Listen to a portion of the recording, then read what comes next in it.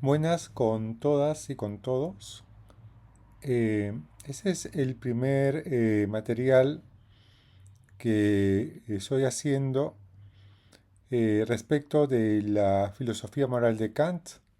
Se trata de una serie de videos de aproximadamente 10 minutos cada uno para poder presentar de manera clara y con cierta precisión las ideas centrales de la filosofía moral del filósofo alemán, del filósofo de la Ilustración del siglo XVIII. Eh, una de las razones que motivan esta serie de videos es la necesidad que muchas personas tienen para poder acceder a una comprensión clara y más o menos completa de la filosofía moral de Kant. No pretendo abarcar todos los aspectos, pero sí los aspectos más centrales, los más importantes, y tampoco pretendo abarcar todos los aspectos del pensamiento filosófico del filósofo. Ese material puede servir como una introducción a quienes estén llevando un curso sobre filosofía moral o ética, o para quienes quieran eh, enterarse un poco de qué va el pensamiento moral del filósofo de Königsberg. Una de las primeras cosas que quiero abordar, y en eso quiero dedicar lo que queda de esa primera entrega, es la relación, la conexión que tiene la filosofía moral en Kant con su proyecto metafísico, con su proyecto crítico, con la famosa crítica de la razón pura. Es importante tener en claro esa relación porque si no uno eh, lee el texto o escucha algunas ideas de Kant y piensa que está entendiendo cosas como por ejemplo que la ley moral en Kant son leyes objetivas de la naturaleza o cosas por el estilo, y eso es algo que confunde. Es una de las primeras cosas que tenemos que tener en claro, es que eh, el texto donde Kant habla de filosofía moral es un texto que él publica después de que escribe su obra central, que es la crítica de la razón pura. Es el primer texto eh, sobre filosofía moral que él escribe basado en las ideas y en el proyecto que ha desarrollado en la crítica de la razón pura. Entonces, ¿qué cosa es, digamos, cuál es ese proyecto de la crítica de la razón pura? ¿No? Hay varias formas de entenderlo. Eh, de hecho, en el segundo prólogo del mismo texto de la crítica, Kant dice que se trata de convertir a la metafísica en ciencia o enrumbarla por el camino seguro de la ciencia, o también en la introducción él menciona la idea del giro copernicano.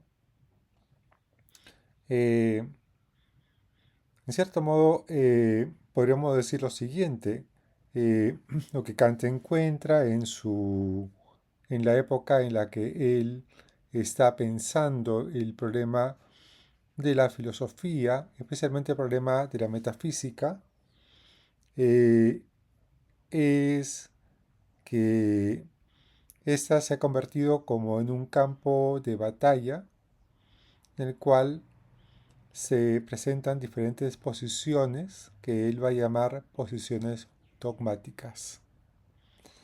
Aquí hay una cosa que hay que tener en claro, que es que en la época de Kant, eh, la filosofía dogmática o caracterizar a una posición como posición dogmática no tenía un sentido peyorativo como puede tenerlo ahora.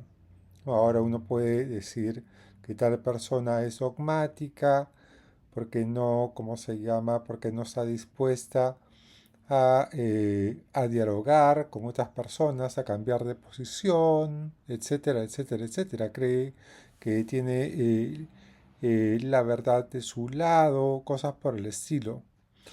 Pero en esa época, la filosofía del siglo XVIII especialmente se caracterizaba por ser una filosofía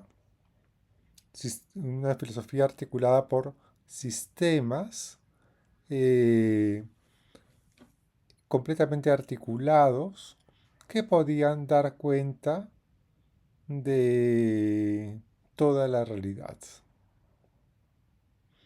Y a esos sistemas se los llamaba filosofía dogmática. Eh, Eran dogmáticos en el sentido de que se caracterizaban por sistemas completos que daban cuenta de toda la realidad y que permitían eh, orientarse adecuadamente en ella.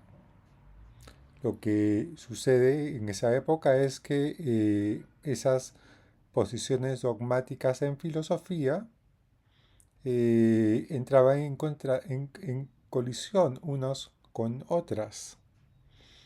De hecho, es muy esquemático, es muy fácil de entender, digamos, cómo en el siglo XVII se va articulando esta situación, que termina en el siglo XVIII. Eh, por un lado se encuentra, por ejemplo, la filosofía empirista, que viene de Hume, anteriormente de Locke, antes de Bacon, y un montón de filósofos que desarrollaron el pensamiento filosófico en el siglo XVII en Inglaterra, en el siglo XVIII. Y por otro lado están los llamados racionalistas, que pensaron más bien en el continente europeo, los cuales tenemos como un gran referente a Descartes y a sus seguidores. En la época de Kant se hablaba de la línea de continuidad que venía desde Leibniz y Christian Wolff. Eh, el empirismo rechazaba la existencia de ideas innatas y apostaba por la idea de que todo lo que se podía conocer podía remitirse en última instancia a la experiencia. No, a grandes rasgos podríamos decir eso, digamos. Obviamente, en el caso de Locke, en el caso de Hume, en el caso de Berkeley, hay variaciones importantes, pero el asunto no lo vamos a desarrollar ahora. En el caso del racionalismo, más bien tenemos la idea central de que hay ideas que son innatas, que están en nuestra mente desde un principio, y que lo más importante que podemos conocer es aquel conjunto de elementos metafísicos que están más allá de la experiencia. Claro, las diferencias entre la metafísica de Descartes o la de Spinoza o Leibniz o Wolff, tampoco la vamos a desarrollar aquí.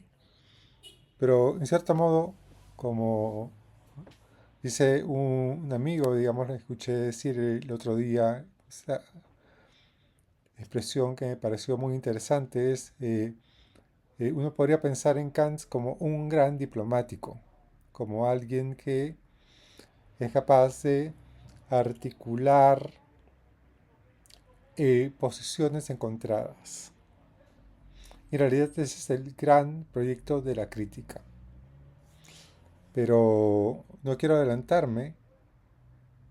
Lo importante es que, en primer lugar, en la época en la que Kant escribe la Crítica de la Razón Pura, cuya primera edición fue publicada en 1781, él veía el panorama de la metafísica como un campo de batalla en el cual se encontraban diferentes posiciones dogmáticas que los escépticos, es decir, serían en ese caso los empiristas, venían de pronto a destruir todo sin proponer nada y de pronto aparecían de nuevo posiciones dogmáticas y eso llevaba a la metafísica al desprestigio. Aquí hay una cosa que es importante tener en claro. ¿Qué cosa vamos a entender por metafísica aquí? Claro, hay muchas concepciones de metafísica, muchas formas de entender el tema, pero para tener una claridad de una primera entrada, la metafísica es una concepción o una definición de la realidad, o es una idea, para decirlo de alguna forma, que puede definir su realidad, toda la realidad en su conjunto. Por ejemplo, uno podría decir que existe la libertad en el mundo, a que a pesar de todos los condicionamientos naturales y causales que encontramos en el mundo, existe libertad y que el ser humano es capaz de actuar libremente y no condicionado o determinado por leyes causales. Esa afirmación de que existe libertad es una afirmación de carácter metafísico. Es una afirmación de carácter metafísico. Lo que caracteriza a esa afirmación es que esa afirmación no se puede probar. No hay ninguna forma de probar científicamente la existencia de la libertad. Y en segundo lugar, es que esa afirmación define para quien se compromete con ella toda su comprensión de la realidad en su totalidad. Cada aspecto de la realidad se encuentra definido o caracterizado por esa idea. Por eso Kant inclusive habla de idea, de la razón, como algo que no se puede conocer, pero que finalmente termina por definirlo todo. Lo mismo sucede si uno afirma lo contrario, la posición contraria, es decir, que no existe libertad y que todo está determinado absolutamente por leyes causales. Y en esa situación, lo mismo, es una idea que no se puede demostrar y que define toda la realidad para aquella persona que se compromete con esa idea. Quiero que entendamos una cosa que es importante, porque hoy en día la cosmología, por ejemplo, los trabajos de Steve Hopkins y otros más, han, ¿cómo se llama? Han marcado mucho nuestra forma de pensar la ciencia y la realidad, o Einstein, la teoría de la relatividad, la teoría de las cuerdas, lo que fuere, la teoría del todo. eh, Esas teorías son teorías físicas, es decir, son teorías que no tienen que ver con estas ideas de las que estamos hablando ahora. Una cosa es la teoría física que Hawking presenta o que Einstein presenta, la teoría de la relatividad o de las cuerdas o lo que fuere, la física cuántica. Esa es una cosa. Y otra cosa completamente distinta son las ideas que la razón postula respecto de la realidad. Las teorías físicas se encuentran en aquello que Kant, en el terreno que aquello Kant entiende como entendimiento, y las teorías físicas se ocupan de los fenómenos que son producidos por las categorías que se encuentran en el entendimiento humano. En cambio, las ideas metafísicas, las ideas de la razón, se encuentran por encima, en el terreno que Kant denomina razón. Y es por eso que son trabajos diferentes. El trabajo de la filosofía o de la metafísica o la cuestión metafísica es distinta a la cuestión de los estudios de los fenómenos físicos. Entonces, por eso, desde el punto de vista de los fenómenos físicos, puede ser que no se pueda demostrar la libertad, y de hecho, ¿cómo se llama? Sería muy difícil poder hacerlo, no imposible, pero eso no significa que uno no tenga el derecho o la posibilidad de postular la libertad como una idea de la razón. Entonces, por eso, cual fuere la situación de la teoría científica, de la física, la cosmología, etc., eso no afecta en ningún sentido ni la teoría metafísica ni la teoría moral. Eh, Esa es una de las cosas que hay que tener en claro para poder avanzar con pie firme en ese estudio sobre la filosofía moral de Kant.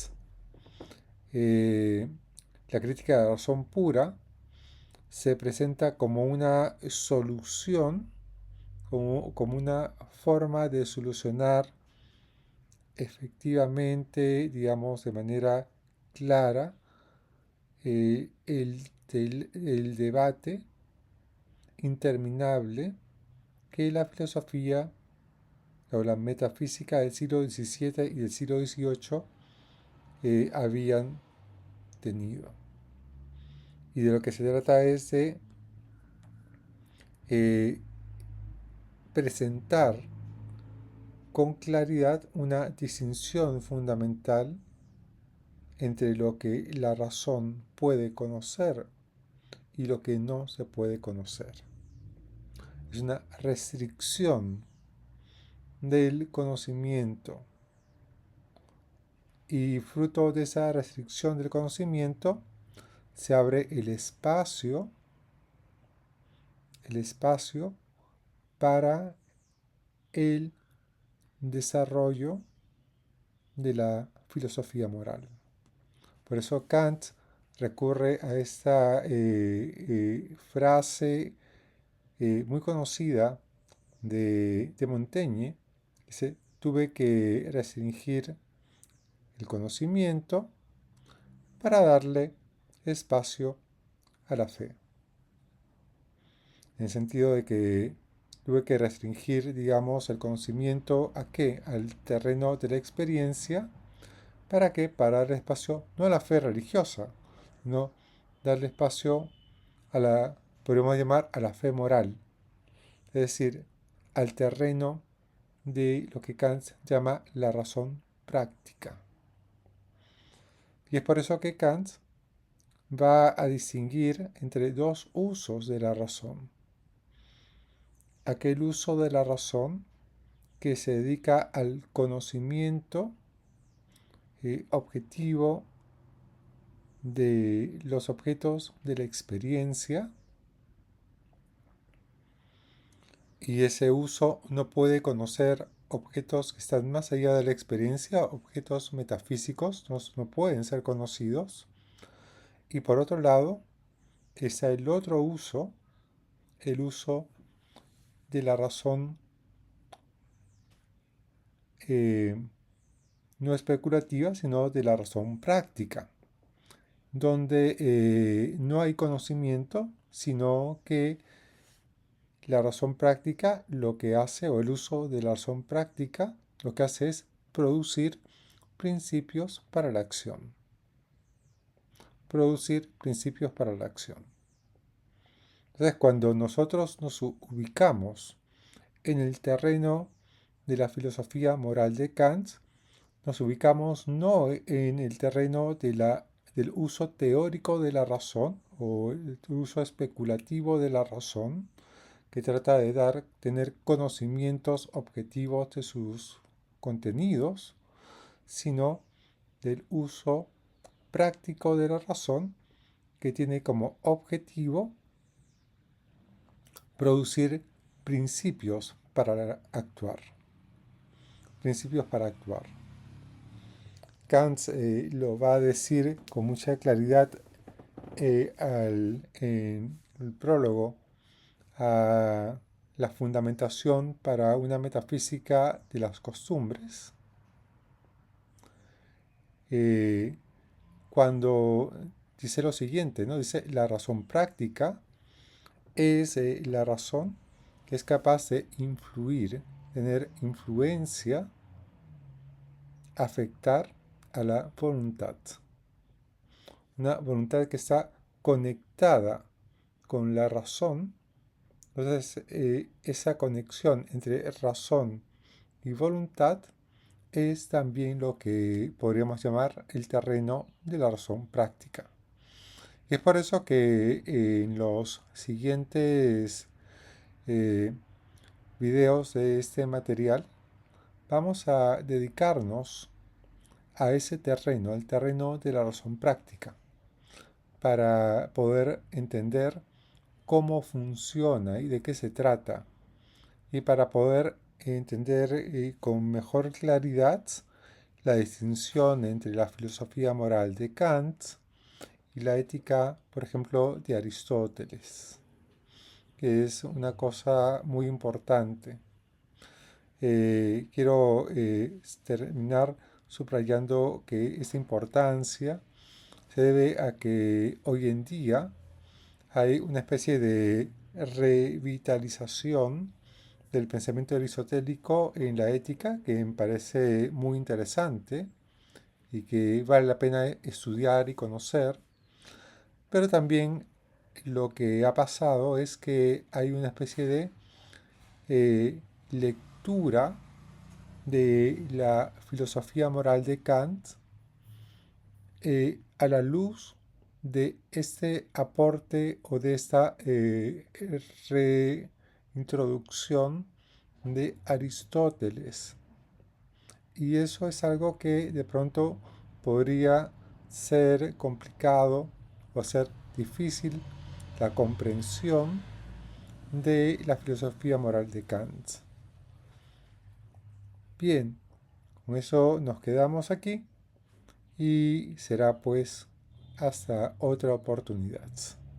Ahí continuaremos más adelante con la ubicación, digamos, el mapa de la filosofía moral de Kant y después ya desarrollando los conceptos centrales de el texto de la fundamentación para una metafísica de las costumbres y otros textos adicionales.